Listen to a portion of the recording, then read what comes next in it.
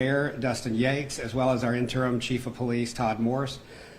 You'll be able to ask questions when they conclude. We'll be taking questions related as to city functions and their offices only.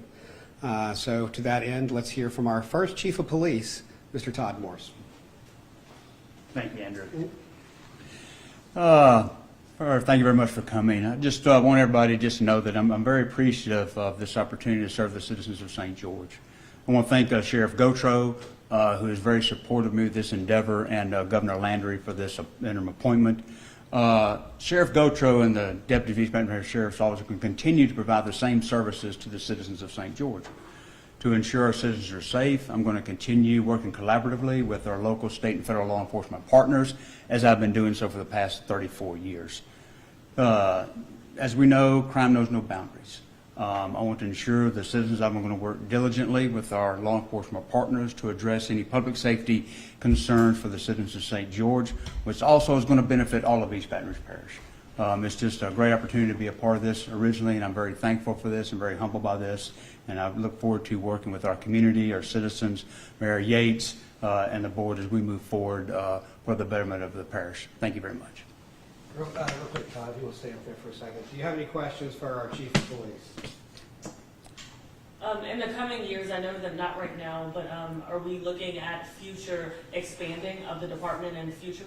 Well, I mean, that's always the question. But right now, Sheriff Gautreaux is committed to providing these same services. He's going to continue to do that he has always in the past for citizens of St. George. You know, we'll look at those as we go forward, but that would be many years down the road. Sheriff Gautreaux has committed his resources and is committed to this project and making sure that our citizens are safe and providing those same services as he has been in the past.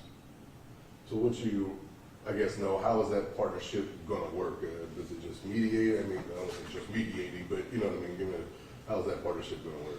Well, right, I'm just going to continue working with Sheriff Gautreaux and the Sheriff's Office and our local and federal partners, and to look at any crime issues that may be occurring in St. George. But if they're occurring in St. George, they're occurring in the whole parish. And so we're going to address that from a parish-wide, also not from the citizens of St. George. You know, everything that we have been doing, I've been doing for the past 34 years, working with our law enforcement partners, is to ensure East Baton Rouge Parish is safe. And that's the ultimate goal. We want East Baton Rouge Parish to be a safe place, and that's going to directly affect not only the citizens of St. George, Baker, Baton Rouge residents here, and our whole parish. Off the top of your head, can you think of any problems within the St. George area that you want to address? No problems off the bat. As we know, we have, certain crimes that are in particular parts of the parish, not only here to St. George, but the parish as a whole. And we're going to look at that, and we'll look at the numbers, and we'll look at the crime stats, particularly for the St. George area. And we'll talk to the sheriff if there's any adjustments that may need to be made, and just go forward with looking at the data. We want the data to drive the scenario for our whole parish. And where we want our resources, and where we want our deputies, and want all of our law enforcement personnel addressing those issues collectively as a whole from a parish that benefits everyone, including St. George citizens. And crime being a big thing, what you have to say for people who don't know who you are and what you're going to provide for St. George? Those that know me, if you kind of look at my track record, I'm all in for working. We work diligently for Sheriff Gautreaux. Sheriff Gautreaux and his deputies work tirelessly on all of our crimes affecting the whole parish. I've been fortunate enough to be a part of that. I've worked in all areas of our office, and I've worked with all of our federal partners over the years, and they know my reputation, for we're going to solve the problem. Let's identify those that are committing crimes, and so that we can make Baton Rouge a safe place as a whole, which affects every community in the new St. George within our parish. Any hiring going on? No hiring at this time right now. You're looking at the interim appointment, and we'll work together with Mayor Yates and our council and our transition district and the council personnel that Governor Landry appoints in this interim to move forward.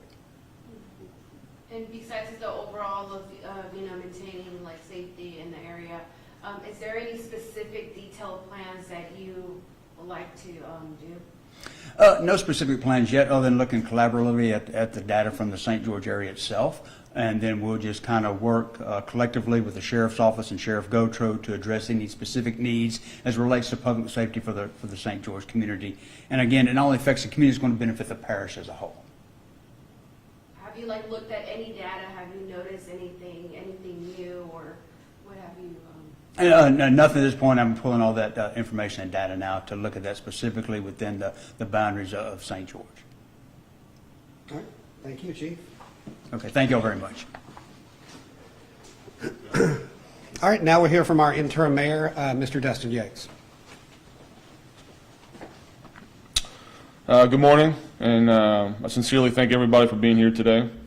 So this press conference is a little bit different than normal press conferences. We don't have any major news to break. Since our appointments were made a week ago tomorrow, we've had lots of phone calls and requests for interviews and things like that, so we wanted to set a conference to just kind of to address it all at once. So we also want to be transparent, make ourselves available to answer whatever questions that we can at this time. There's still a lot of things that we cannot answer, and we can address that once I'm finished. So a little bit about myself. I'm a long-term resident of the St. George community. This is where I raised my family. My children are 2 teenage children. I married my high school sweetheart. We live here. We worship here. We do everything in the St. George area for the most part.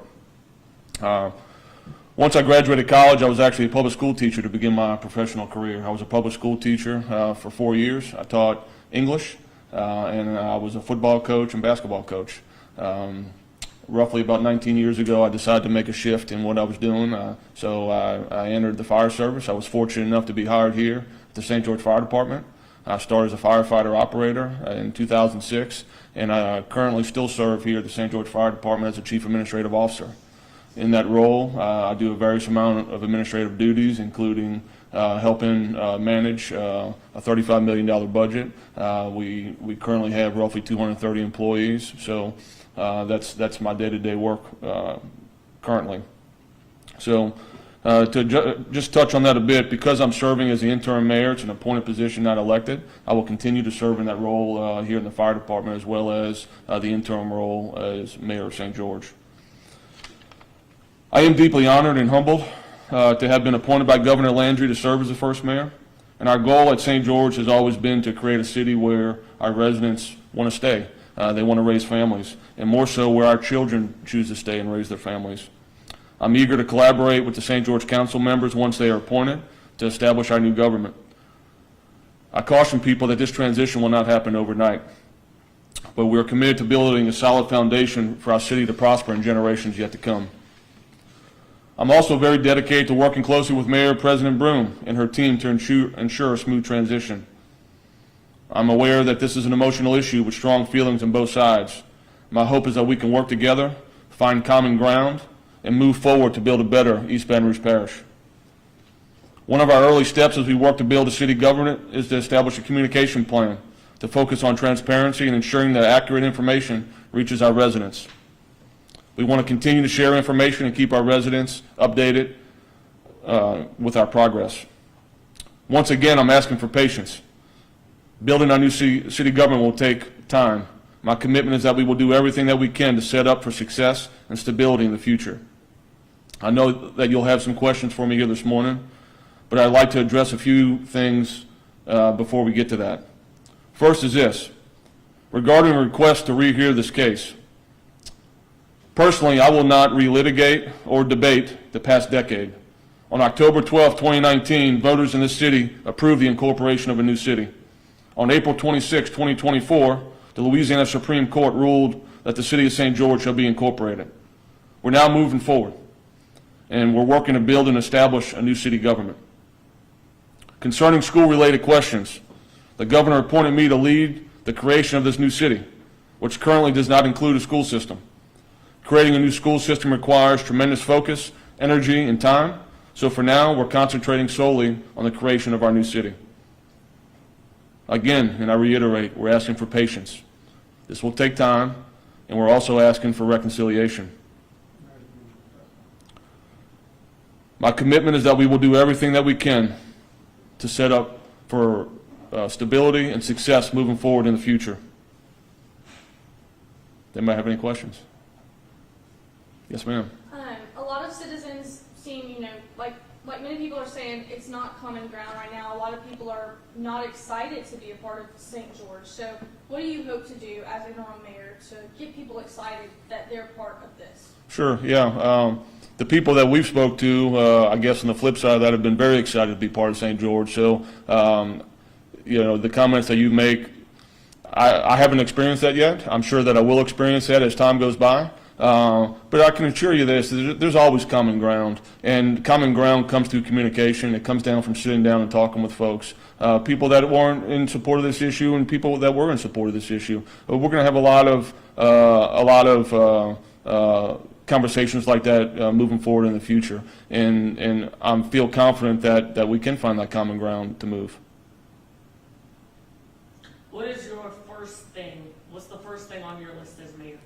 The first thing on my list as mayor, well, I'll have to tell you that after our council gets appointed. So there's not a whole lot that we can do officially until our council gets appointed. But if I had to tell you, the first thing is to establish a very strong communication plan where we're getting the information where it needs to be in order to ensure transparency. Sorry, I want to ask about the EBR mayor-president race and if you're going to endorse. I will not comment on that. Now, you spoke about moving forward. You spoke about not looking back to the past. So y'all are not worried at all about the appeal that's already been put into place from Metro Council members back to the court? I'm not an attorney, so that's not my focus. I was appointed to be the interim mayor of the city, so and that's why I made those comments. So I would defer to our legal staff that has worked along this. But as far as me, I'm staying focused on the job ahead of us, and the job ahead of us is to create a city. And you said you're still going to be, part of the fire department. How are you going to balance both roles? Yeah, great question. It's a tremendous amount of work. My wife has that same exact question when we first started talking about this. So it's going to take a few weeks. Since I've been 18 years old, I've never only worked one job. I've generally had, I've always had at least 2 jobs that have been going on. That's one of the great things of working for the fire department, really, is that when you enter the fire department, most firefighters have multiple jobs. So that's been part of our culture and our family for the last 25 years. So to give you an exact answer, I can't exactly tell you. All I can tell you is that I've been preparing for working multiple jobs for quite some time. And you keep saying, you need patience from the people. Sure. And, first building the city. Is there any things like in the agenda that people can have a deadline on? Yeah, I wish I could tell them a deadline. So when I refer to patience, I can only refer to our past history. When we started this, when I got involved in the first petition to incorporate St. George, that was 2013. So we're sitting almost 11 years to the day back from when we first got involved in this endeavor. So we've had to be patient along this way. I'm not saying it's going to take 11 years to create the city, but it is going to take a little time. As soon as I have some good benchmark dates to share with people, that'll be part of our communication plan moving forward. You spoke about when you got involved. Speak to your experience of why you decided to get involved with St. George and the incorporation of St. George and why you believe in it as a city. Sure. So the reason why I got involved with it is that when we first started this process, my son was 3 years old and my daughter was 5. My daughter was just about to start kindergarten. My son was in preschool. So one of the driving factors behind me getting involved in it was that I wanted someplace for them to call home when they grew up. I have a lot of older friends, and I see that their children are going elsewhere. They're not just leaving the parish, they're leaving the state for a better community, for a better school system, for a better way of life. And I really feel like, and I felt then the same way as I feel now, that we had an opportunity to create something special here and to do things differently than what's been done in quite some time in the state of Louisiana, and hopefully provide that home for my children. All right, guys. Come on, you gotta have something. You just got here. Yeah, I guess I'll ask, during the St. George press conference, whenever the Supreme Court ruling first dropped, there was mention of this binder with, some of the plans for government.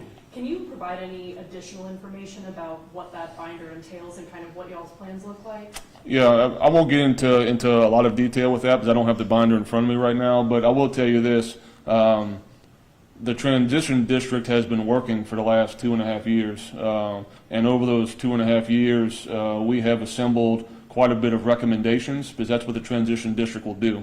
So the transition district is there not only as a means of being a financial district, but it's also there as a group to provide recommendations to the first appointed council.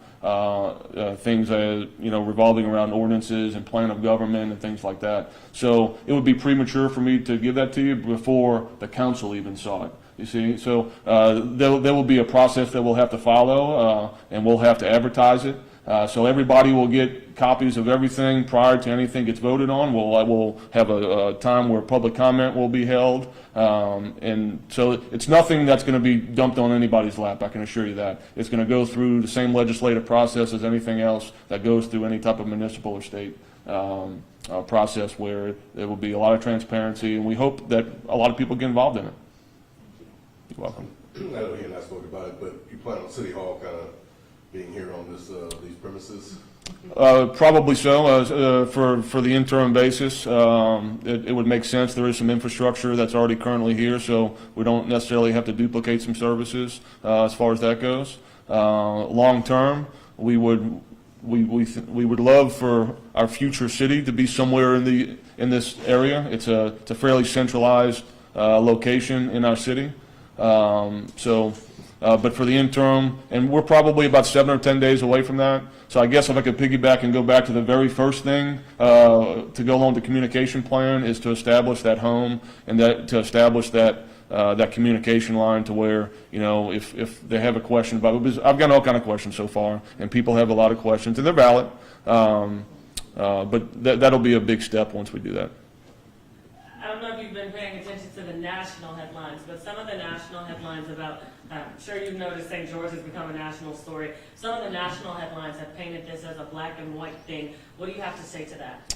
Yeah, the first thing I'll tell you is that I don't really pay attention to the national media that much as far as that. And as far as being painted in a black or white context, that's not a new thing. That has been going on since we started the incorporation effort of the city of St. George. All I can tell you is, be honest with you, that's not why we got involved in this. I would have never been involved in this. If you look at my history of what I've done professionally, there's nothing in my life that has ever nor will ever dictate or indicate that I have done anything because or based off of racial lines. When I was a public school teacher, I was a public school teacher for a reason. I could have been a private school teacher if I wanted to, but I wanted to be a public school teacher. And I chose to teach at East St. John and Reserve, and I taught to teach at Woodlawn here. I chose to serve a community that is filled of wonderful people of all races, and not one time in my career did I ever stop at the front door and see what color they were before I provided service. And that's the same way and the same culture that we'll have here at St. George. Moving forward. And going after what Ian said, what do you tell people that feel like that though? Like, how are you going to build? The overall goal is building a united parish. What are your goals to do that? Well, I think it goes back to, I don't know, her first question. It's about establishing trust, and it's about talking with people. It's about getting in different communities and hearing their concerns, as well as delivering our plan to them as well. That's going to make, hopefully, to kind of piggyback on what Chief Morris said, this, in our mind, this isn't just about the city of St. George. This is about East Baton Rouge Parish, and it always has been. Mentioned in our press conference last week that, or maybe a few weeks ago now, that if we really wanted to destroy the parish, we just would have left.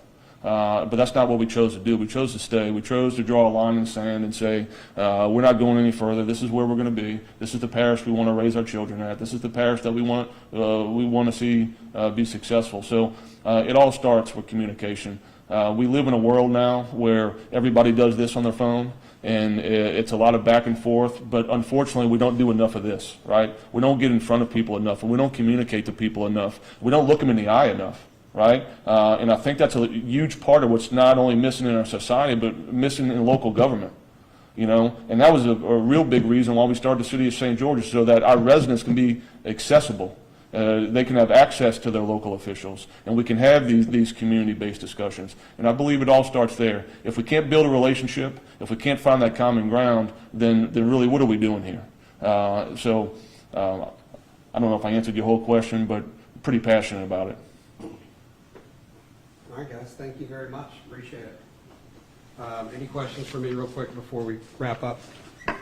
I'll address rehearing real quick, since that was a question. No, we're not concerned about it's not an appeal. It's a rehearing of a verdict that was already rendered. And that verdict was rendered in favor of St. George's Incorporation. So no, we're not concerned that the same panel of judges reviewing the same information they've already ruled on, we're not concerned that they would come to a different conclusion, because the facts don't lie and the law doesn't lie. And they both supported incorporation. So for that end, no, we're not concerned about a rehearing whatsoever. And that's why we're still moving forward. Anybody else? I know one of the arguments in that rehearing request was about how the court is supposed to decide what the official boundaries are on the date of incorporation. Would you be open to a rehearing to kind of No, have the court the decide? boundaries are what's on the petition that we voted on. The citizens of St. George voted. There's another lawsuit currently pending in the 19th JDC regarding some annexations that were improperly granted, and so that court would decide that. This is not a matter for the Supreme Court. The only map they're looking at is the one that the citizens of St. George provided. Thank you all very much. Appreciate it. We're going to do this on a regular basis, so everybody knows where we're located. Everybody knows get here early. Parking's not fun, and we'll get together often. Thank you. Thank you all. Thank you.